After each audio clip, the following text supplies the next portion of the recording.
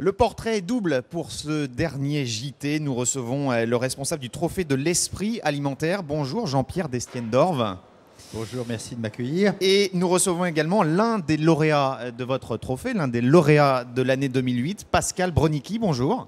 Bonjour. Alors vous êtes chef cuisinier et vous êtes une vedette de la télé en Pologne. Racontez-nous comment tout cela vous est arrivé. Donc, comme vous l'avez pu comprendre, mon nom est Brodnicki, donc j'ai un lien de parenté avec la Pologne. Donc j'ai commencé à voyager. Au début, quand j'ai commencé mon métier, j'ai voulu être expatrié, c'est-à-dire voyager dans le monde entier grâce à mon métier, la cuisine. Et donc je me suis retrouvé en Pologne la première fois en 93, où j'ai commencé à travailler dans des grands hôtels. Et en 2000, je ne vais pas vous raconter tout mon parcours de 93 à 2000, en ayant voyagé beaucoup aussi en France, en ayant travaillé dans des grandes tables en France, 2 étoiles Michelin. Je me suis retrouvé en 2000 dans une école gastronomique privée où j'ai rencontré des producteurs de télévision qui m'ont dit bah voilà, on voudrait faire un programme comme Jimmy Oliver le Britannique, très à la mode, très connu. Il y a une émission qui est extrêmement regardée dans le monde entier. Il a vendu des livres sur la planète entière. Oui. Et donc on m'a proposé de faire un pilote et puis voilà, le pilote a démarré et puis le programme s'appelle Pascal Popostu Gotuj, ça veut dire Pascal, il faut que tu cuisines. Et ça va faire maintenant, je rentre dans ma 6e année et tous les samedis, il y a à peu près 3 500 000 personnes qui regardent le programme. Autant que Terre d'Info. Autant que Terre d'Info. Oui. Et donc au début c'était des recettes très simplistes, c'est-à-dire où je pouvais présenter la recette de la fameuse mousse au chocolat de ma grand-mère ou de la quiche Lorraine. Et petit à petit... Donc d'abord des produits plutôt français. Plutôt français. Oui. J'ai eu la possibilité d'apprendre la cuisine du monde entier en ayant travaillé avec des Espagnols, des Italiens, des Thaïs, des Indonésiens, donc je sais travailler au wok aussi. Mais ma culture est d'abord la culture de la cuisine française. Donc toutes les petites recettes simplistes au début étaient françaises et maintenant en ayant donné toutes les bases aux Polonais, j'ai pu petit à petit donc donner des goûts un peu plus sophistiqués, toujours en pensant en fait au pouvoir d'achat des Polonais, oui, qui est très important évidemment, très important, et de trouver les produits aussi. Il faut se dire que c'est-à-dire que dans une recette vous modifiez des ingrédients, vous prenez des ingrédients moins chers. Ça m'arrive aussi, ouais. Mais par exemple, comme tout à l'heure, j'ai pu voir la bonne fourme d'Ambert, j'adore ce fromage. Aux Polonais, à la télévision, j'ai utilisé la fourme d'Ambert, mais je leur explique, si vous ne trouvez pas la fourme d'Ambert, vous pouvez toujours utiliser du Roquefort. Le Roquefort, c'est un fromage qui ressemble à la fourme d'Ambert, il n'est pas aussi délicat, mais vous pouvez toujours utiliser ce fromage, il n'y a aucun problème. On peut bien manger pour pas cher? Bien sûr qu'on peut une flamiche, par exemple, c'est une recette très facile à faire, c'est pas cher. Justement, il n'y a pas longtemps, j'ai fait un programme justement en calculant exactement le food cost pour savoir combien me revenait une recette. Ça me revenait à 20 centimes d'euros le plat pour une personne. Bon, et cette année, donc, vous avez reçu une médaille, hein, un énorme le trophée de l'esprit alimentaire. C'est un trophée que vous présidez, Monsieur Destienne-Dorve. Expliquez-nous le concept de ce trophée. Alors, le principe de ce trophée, c'est de récompenser principalement des personnes étrangères qui ont fait soit dans le domaine de la culture, en écrivant un livre, en faisant un film d'animation comme l'année dernière, ça a été le cas de Brad Bird, ou une action dans le domaine de l'entreprise, ou une action dans le domaine de la science, de la technique, du développement technologique.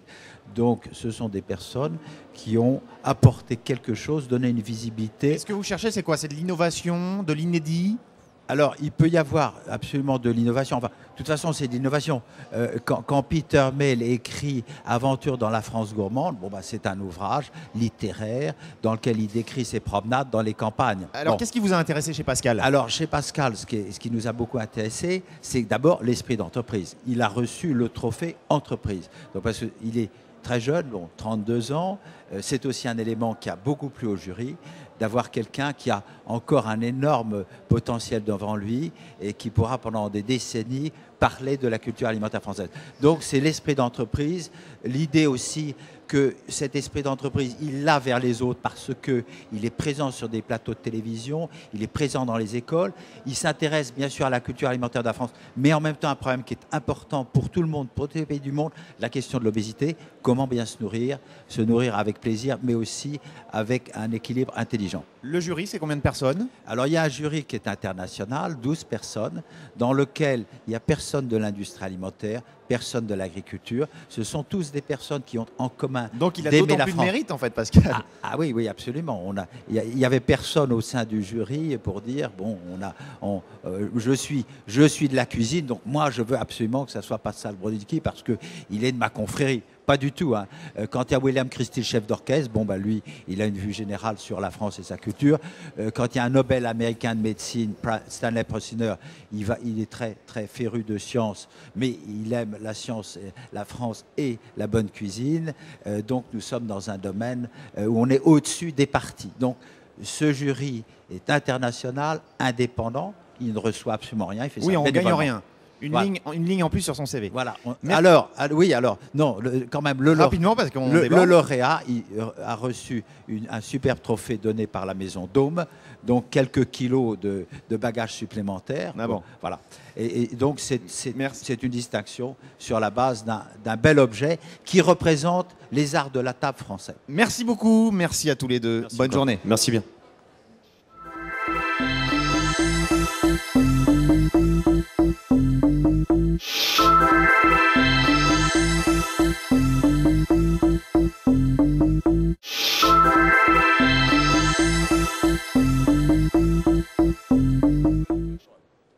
Il y a un parallélisme entre la hausse du nombre d'enfants obèses et la baisse de la consommation au quotidien des fruits et légumes. Il y a des efforts qui sont entrepris pour essayer d'endiguer ce fléau qui est donc l'embonpoint chez les enfants.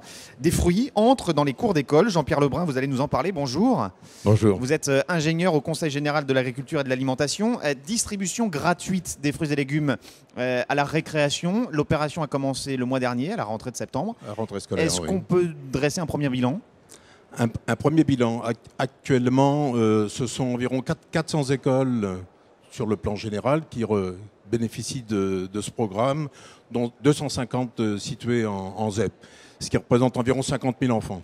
Mais actuellement, il y a une véritable émulation au niveau des communes, parce que le projet a été lancé au mois de mai, en pleine recomposition des équipes municipales, en plein budget. Donc, et c'est tout récent. le pas de temps des collectivités n'est pas celui de l'État, donc ça va un peu moins vite, mais maintenant ça bouge beaucoup dans les campagnes. D'où viennent ces fruits?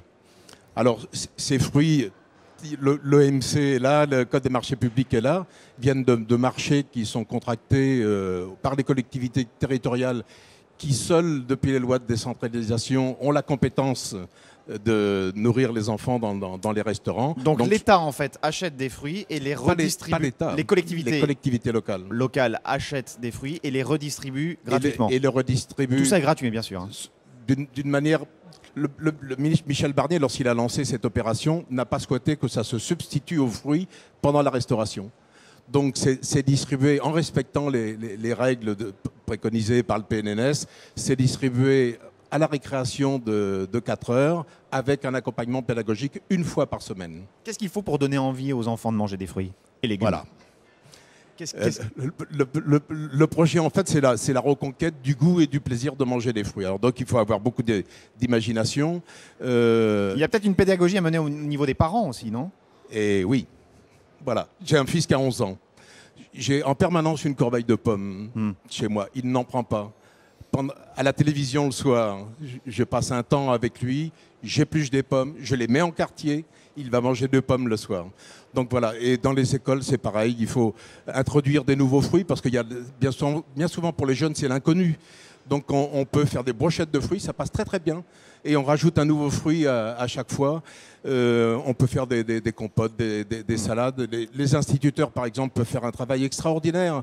Il faut faire un effort de présentation peut-être. Voilà. en demandant par Merci. exemple à des jeunes dans une classe de donner leur origine par rapport à un fruit. De la pédagogie, De la pédagogie, on peut faire des efforts de présentation. de l'intégration territoriale, on peut faire toutes ces choses-là. Merci Voilà. beaucoup Jean-Pierre Lebrun, on est un peu pris par le temps. Voilà, c'est la fin de ce JT. Je voudrais juste remercier les équipes techniques de Terre d'Info et Muriel Alouche qui m'a aidé à préparer ces 5 journaux tout au long de ce Cial. À bientôt